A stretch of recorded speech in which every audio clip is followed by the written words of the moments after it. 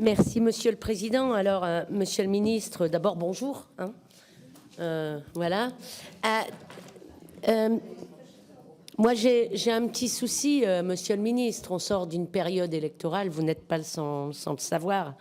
Je regrette évidemment que nous n'ayons pas pu participer aux auditions, parce que les auditions nous éclairent, et que nous n'ayons pas pu finalement écouter ceux et celles qui avaient des choses à nous dire, puisque ce texte vient tout de suite au lendemain des élections sénatoriales.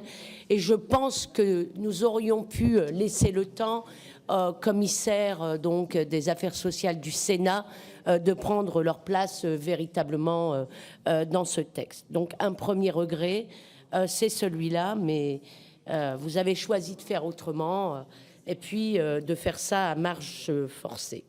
Après la période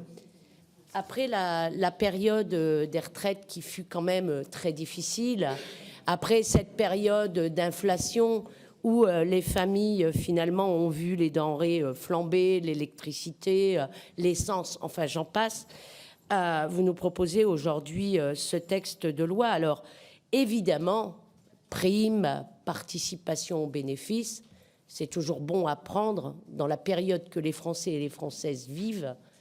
C'est toujours bon à prendre. Ceci dit, vous savez comme moi que malheureusement les primes ne comptent pas dans la retraite, que les primes n'amènent pas de cotisation sociale supplémentaire, d'intéressement.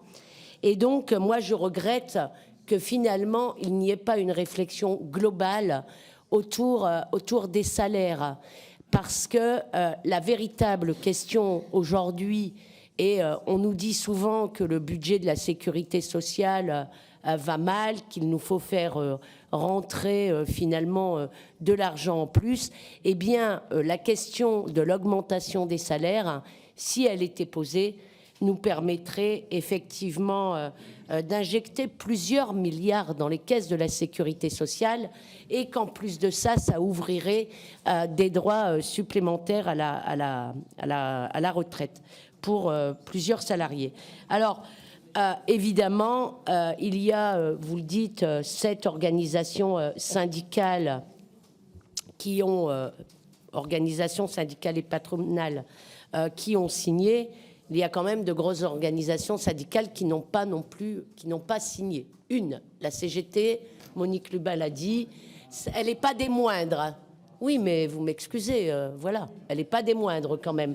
Elle compte un peu, vous m'excusez, mais la CGT compte un peu dans le paysage politique. Bien que ça vous... Hein, elle compte un peu dans le paysage français, et syndical. Donc, non, mais si vous avez des réflexions à faire, vous les ferez à la fin. Oui, voilà. Exactement. Allez, on va s'écouter. Terminé, chers collègues. Terminé. Ouais. Voilà. Donc, moi, je regrette que vous n'ayez pas travaillé la question des salaires.